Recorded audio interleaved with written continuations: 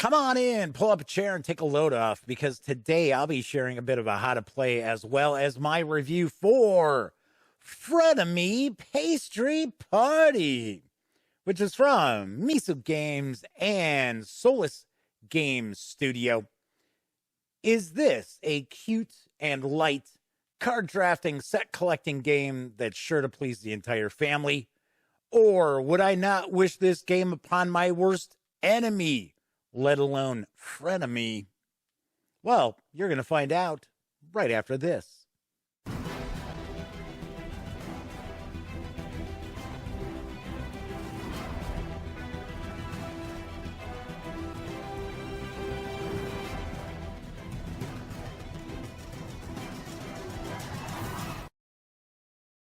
Howdy, howdy, howdy, gang. Welcome once again to the Duct Tape Studios. I'm Jeff McAleer, your host here at the Gaming Gang channel. As I mentioned in the open, I am going to be sharing a bit of how to play as well as my review for Frenemy Pastry Party, which is from Mizo Games and Solis Game Studio. The game is designed by Jesse Lee with artwork provided by Lazy Cat Amix and Sherry Huang. The game is for 3 to 6 players, ages 8 and up, plays in around 15 to 30 minutes, and does carry an MSRP of $25 for the game itself. There's also an exclusive playmat, which is available for another $25. You're going to get to see that in a minute as well. You can currently get both together as a bundle for $45 from the Solis Game Studio website. Do want to mention, the fine folks over at Solis Game Studio were kind enough to send me the review copy of this game as well as the playmat, but neither I nor anyone else affiliated with the Gaming Gang has received any other sort of compensation for me to share my thoughts about this game. It's important for you to know that. Swing on over to the other camera, because here is the playmat, which the artwork to this game is very, very sweet. It's very cute. You're going to see that in just a moment. Do want to mention you have these little animal characters, which are actually kind of your secret objectives each game. And for the English language edition, we've got the fox. The fox has been added to the mix. So there are actually 7 animal characters in the game, and the game is for 3 to 6 players. So over here, we've got the layout of the game itself, although I have to point out, the way this mat is laid out is a little odd as far as playing the game, because we put our pastries, our cakes that the players are looking to bake over here. We have got our ingredients over here. This should be lower down, and then this should have been up here, because, for one, right under my noggin is the cake deck. Here we've got the pastry deck, and we've got our little animal characters here as well. So something that's actually very cool about this game mat is that we've got an embroidered edge. So unlike a lot of those mouse material game mats that you see, this will hold up to a lot of play, because number one, it's got a pretty nice backing on it, and then it's got the embroidery along the edge, so this will hold up. I do want to mention, though, as far as I look at it with this game, I think the playmat's a little overkill, but it is cute, it is nice, and I know a lot of people out there, they like to have playmats for their games, so this is available. This is $25. So this is the game box for Frenemy Pastry Party. So as you can see, this has a very small footprint. It is essentially a tuck box here with space for your cards. And then we've got this tiny little rule book. Like, my goodness, it's like the print in here is pretty small. I was like, gosh, people with eyes 20 years younger than mine might have a little problem with it. But rules are laid out, very easy to understand, and only a few pages long. So you can zip through that very, very easily. So those are the rules themselves. So let's talk about how do you play the game. So what you're looking to do is you're looking to bake these cakes. And to do so, you need ingredients. And I'll zoom in. We'll get a closer look at the cards towards the end of this review. But what you're looking to do is you will have a selection of 3 cards available to you, which are the available cakes to bake. And it's going to show you how many of each of the ingredients you need to make that cake. So these are where we're going to lay out the ingredients. So we got mango, we've got blueberries, we got strawberries, we've got, I think that's supposed to be orange, and chocolate. So those are the different ingredients in the game. Each turn, each of the players are going to select an ingredient and replace it from the deck. They can also look to bake a cake. But before that, everybody's going to get an animal character that is their secret objective. So some of them require, like the cat requires that you have the most blueberries. The little hamster requires the most oranges or mangoes or whatever that's supposed to be. The little bunny, the most strawberries. The fox is the fewest cakes. We've got the dog here, and that has the most mangoes. We've got the raccoon that has the most chocolate, and the little otter would have the most ingredients total. Now, when I talk about having the ingredients, what I mean there is that when you're baking a cake, you can ask other players to help you with baking the cake. So as an example here, and like I said, the artwork is very, very cool. Like I said, we'll get a closer look. So this requires 3 chocolate cards, 2 blueberry cards, 1, we'll say orange card, right? And a mango card. Now, you could make this yourself. If you have all those cards, you can make it yourself. It's going to take a long time for you to collect those cards because keeping in mind, this is your selection that you've got, that you're taking 1 card each turn. So the reason why it's called Frenemy Pastry Party is that you're asking other players to help you bake the cake. Do they have to help you? No. But the reality is it's in their best interests to help you bake the cake. And when I get to the final scoring, I'll explain why. Some people out there have said this game is broken. I completely disagree. I completely disagree that this game is broken. And that's something else that I will talk about in my final thoughts. So as an example, here we've got essentially you need 7 cards to make this cake. So let's say I want to make this cake. So I would say during my turn, I'd say, okay, I want to make that cake. And then I'm going to ask up to 2 players to help me make the cake.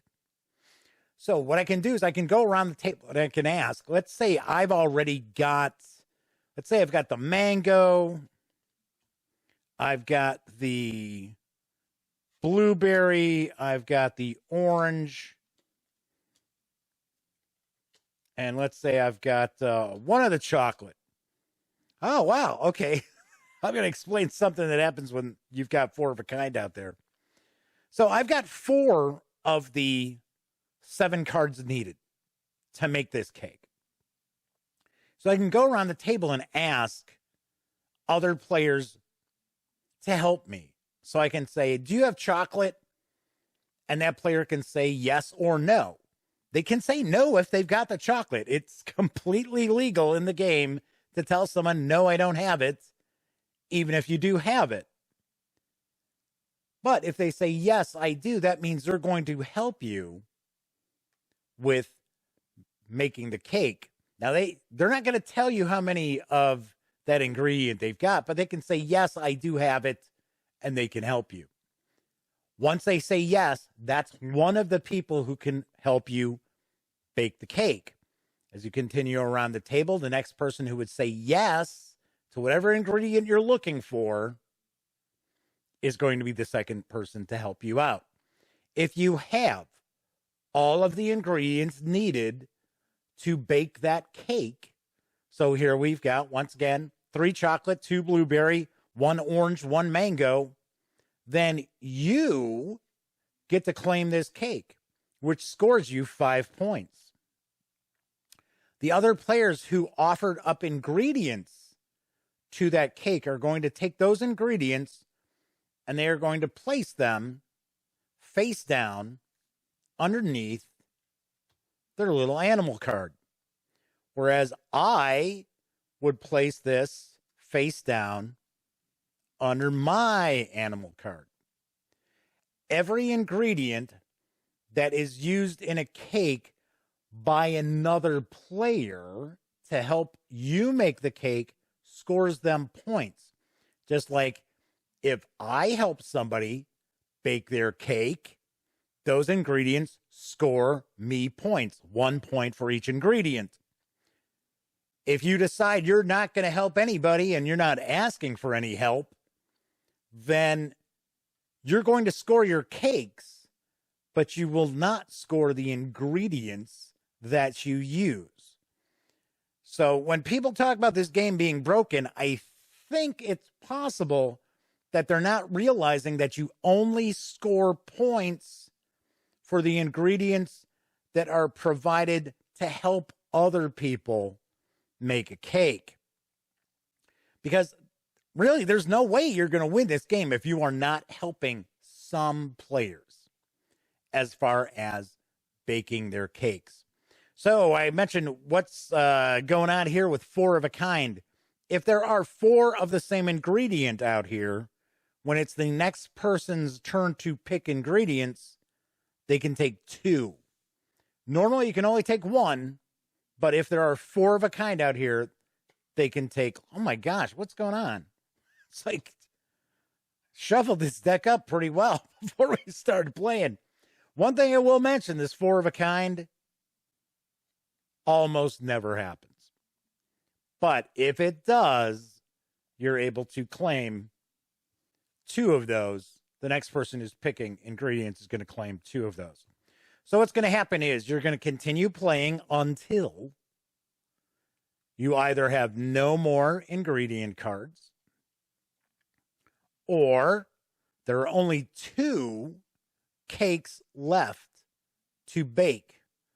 So, and it's not a huge deck of cakes. So the game does zip along at a pretty good rate. There isn't a bunch of analysis paralysis or anything like that. But one of the aspects I also like about this is that if you got 4 players, you got 6 players, the game is going to take about the same amount of time to play because essentially everybody's just picking ingredients, and when they think they can make a cake, then on their turn they'll say, okay, well, yeah, I'd like to make that cake. So one thing I should point out is if you do not have enough of the ingredients, say players say, yes, I've got it, and then they don't have enough of a particular ingredient for you to make the cake, that's a failure, and all those ingredients are discarded. So important to keep that in mind as well. It's not a given that when you look to bake a cake that it's going to get done. So something important to keep in mind. Let's put that out there like that. That's pretty much it. At the end of the game, once there are no more ingredient cards left, or there's only 2 cakes left that have not been baked, you're going to go to your final round. So you'll go to your final scoring, and for every cake that you baked, that's going to be 5 points. For each of the ingredients that you use to help someone else make cakes, you will get a point for each of those. And if you score the special hidden objective, you'll get the 3 points for that as well. And whoever's got the most points is the winner. And in the case of a tie, whoever made the most cakes is going to be the winner. And in case of a tie with that, which I can't possibly see really happening too often, whoever's got the most ingredients that they helped out. So that's how that breaks out. And essentially, that is how you play Frenemy Pastry Party. Let me zoom in. I'm going to show off these cards that because the artwork is very cute, I have to say. So we've got the little cat.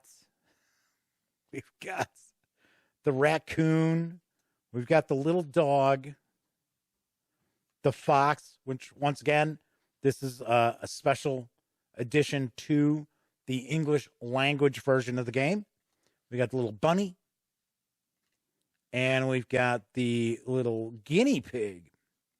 Hamster, guinea pig, what have you. It's pretty much the same thing. I think it's probably a hamster.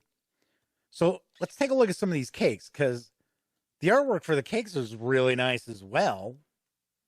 Just kind of give you an idea. Now, you'll also notice that the main ingredient will determine the color of the backing. But, of course, we've got the little icons on here as well for people who might have color blindness. And if you actually look at the cake, you can kind of get an idea of what the main ingredients are. So here you've got a lot of blueberries. We see quite a bit of mango there. Very, very cool. Definitely think the artwork is really nicely done. And then, of course, the ingredients. Let's see where we've got some of the other ones here. There's the chocolate. There's the strawberry. And the orange. All right. So, once again, that is Frenemy Pastry Party. Let's swing on over to the other camera. I will share my final thoughts and give this a review score. Something important to keep in mind with this game is the title of the game. Don't be fooled by the cute artwork, because this game's got some take that to it. It's talking a little smack. Not a lot, but a little bit. Because it's Frenemy Pastry Party. So that definitely means that players don't necessarily have to help everybody out.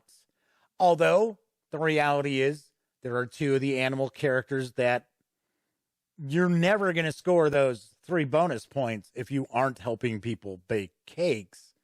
In fact, that's a big thing with the fox. The fox should always be helping people bake cakes if they're looking to score their bonus points. So there is some, I don't want to necessarily say confrontation, but you can lie to the other players and say, no, I don't have that. And then all of a sudden you're like, oh yeah, look at that. I got a bunch of blueberries. So keep that in mind.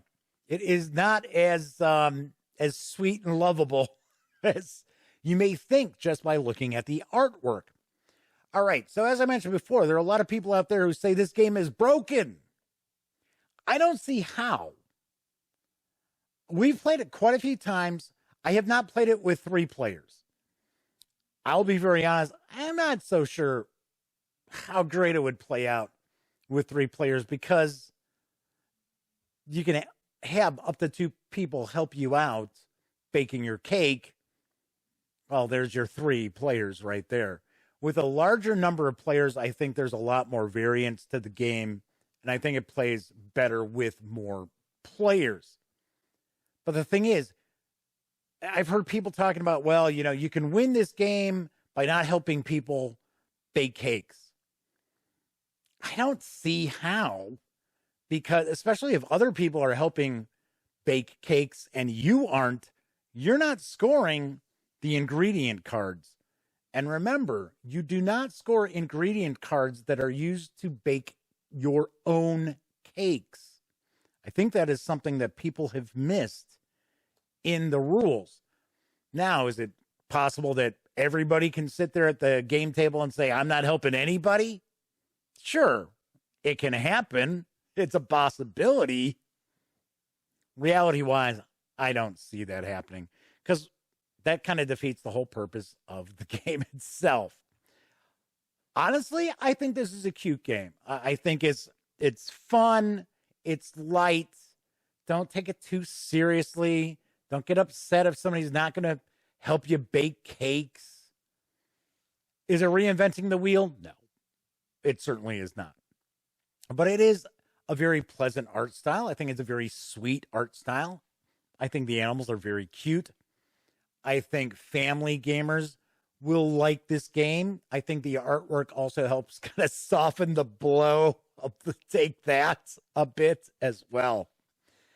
On a scale of 1 to 10, I give Frenemy Pastry Party a 7 out of 10. I do recommend it. All right, that is it for this time out. Let me point out, if you like this video, by all means, please give it a quick thumbs up. Subscribe to the Gaming Gang channel if you haven't already, and if you do subscribe, ding that bell, because it'll not only let you know when I upload reviews such as this video here, it'll also tell you when my live stream, the Gaming Gang Dispatch, airs Monday through Thursday nights right here on YouTube as I bring you the latest in tabletop gaming news. Do want to mention the Dispatch is on hiatus until March 15th. I'm on a little bit of a break. It's not really a vacation, but I'm taking it easy a little bit. Of course, when you're not watching videos on the Gaming Gang channel, be sure to visit thegaminggang.com for all the latest in gaming news, reviews, and a whole lot more. You know the drill. Don't forget to get your geek on at thegaminggang.com. Once again, I am Jeff McAleer. Thank you so much for watching. And of course, as I wrap up all my videos during this never-ending pandemic, I certainly hope all of you out there are being smart and staying safe.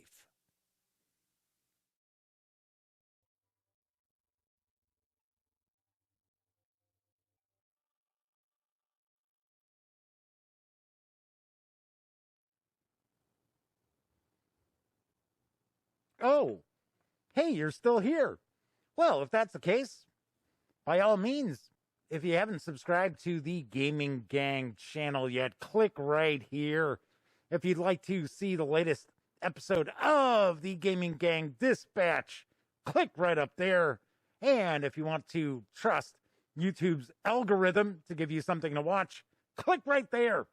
Once again, thanks so much for watching, and everybody please wear a mask.